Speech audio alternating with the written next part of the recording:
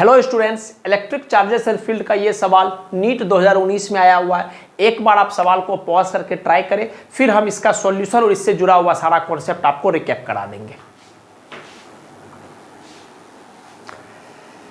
चलिए, हम उम्मीद करते हैं कि आप अपने अपने तरीका से सवाल को पॉज करके ट्राई किए होंगे। उम्मीद ही कर सकते हैं, बाकी तो आपके ऊपर है ईमानदारी से आप कितना ट्राई करते हैं। ठीक, सवाल क्या बोल रहा है आराम से सुनिएगा। सवाल बोल रहा है कि एक होलो मेटल स्फीयर है। आपको पता होना चाहिए कि मेटल स्फीयर लिखा हो या कंडक्टिंग स्फीयर लिखा हो या स्फेरिकल सेल लिखा हो, सबका एक ही मतलब होता है और इसका मतलब होता है स्फीयर। जैसे आप फुटबॉल समझो और अंदर से खोखला। ठीक, बढ़िया।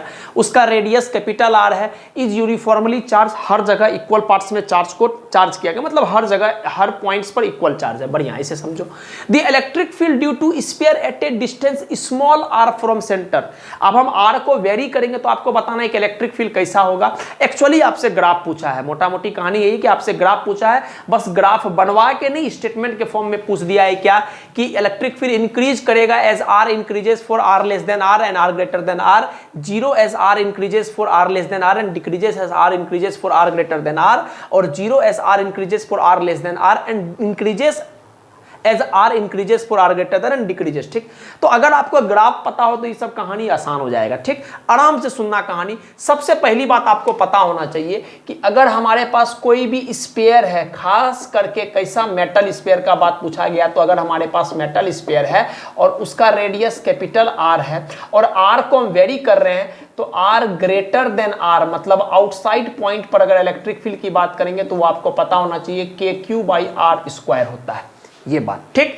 दूसरा, अगर आप R बराबर R की बात कर रहे हैं, मतलब आप सरफेस पर बात कर रहे हैं, तो इलेक्ट्रिक फील्ड सरफेस पर आता है सर जी के क्यू बटे का रेडियस का स्क्वायर। ठीक, और लास्ट बात, अगर आप R लेस देन R की बात कर रहे हैं, मतलब इनसाइड पॉइंट की बात कर रहे हैं, तो इलेक्ट्रिक फील्ड इनसाइड पॉइंट पर कितना आता है? 0। ठीक है, इसी के बेसिस पर हम अपना ग्राफ बनाते हैं। हम बना रहे हैं ग्राफ, थोड़ा सा ध्यान देना।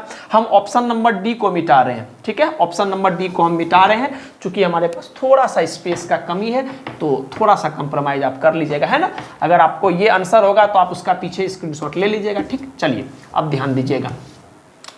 हम ग्राफ बना रहे हैं, हमको किसका ग्राफ बनाना है? इलेक्ट्रिक फील्ड के बारे में कहानी बनाया जा रहा है, तो इलेक्ट्रिक फील्ड का ग्राफ बना रहा है। ये हमारा इलेक्ट्रिक फील्ड, ये हमारा आर, और यहां पर एक पॉइंट ले लेते थे बालक हम लोग, आर बराबर आर, मतलब ये वाला पॉइंट क्या हुआ करता था? हमारा सरफेस। ठीक है, क्लियर है। चलिए, सबसे पहले हम आर बराबर आर से अंदर की तरफ जा रहे हैं, मतलब इनसाइड पॉइंट। इनसाइड पॉइंट पर इलेक्ट्रिक फील्ड क्या होता है? 0। ये वाई एक्सिस है इलेक्ट्रिक फील्ड का, ये एक्स एक्सिस है, तो इलेक्ट्रिक फील्ड 0 कहां पर होगा सर? एक्स एक्सिस पर। मतलब ये ग्राफ कुछ ऐसे चलेगा, यहां से यहां तक ये ग्राफ कुछ ऐसे चलेगा। यहां पर इलेक्ट्रिक फील्ड कितना होता है? 0। बढ़िया। अच्छा, जैसे r बराबर r पर हम आते हैं तो ये डॉटेड लाइन का इस्तेमाल कर रहे हैं, ग्राफ का पार्ट नहीं, बस बताने के लिए कि सरफेस पर हमारा इलेक्ट्रिक फील्ड का फॉर्मूला क्या आता है? के क्यू बटे का रेडियस का स्क्वायर। क्लियर है।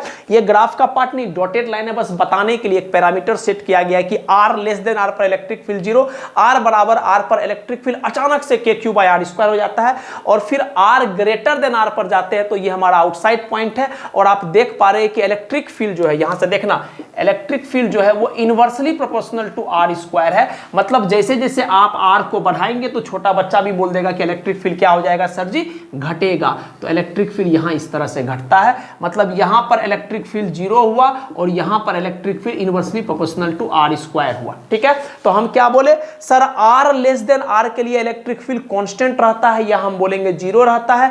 r बराबर r पर इलेक्ट्रिक फील्ड के क्यू बाई आर स्क्वायर हो जाता है, और r ग्रेटर देन r पर तो electric field inversely proportional to r square हुआ, तो इलेक्ट्रिक फील्ड घट रहा होता है। ठीक है, ग्राफ का देख के ही समझ में आ रहा है कि r को हम बढ़ा रहे हैं, इलेक्ट्रिक फील्ड का वैल्यू घटते जा रहा है। ठीक, अब आओ स्टेटमेंट पर। सवाल बोल रहा है increases as r increases for r less than r। नहीं सर, इलेक्ट्रिक इंक्रीज करता ही नहीं है इसमें तो कांस्टेंट रहता है, इसका मतलब ये अपना आंसर नहीं हो सकता। आओ 0, हाँ 0 as r increases for r less than r।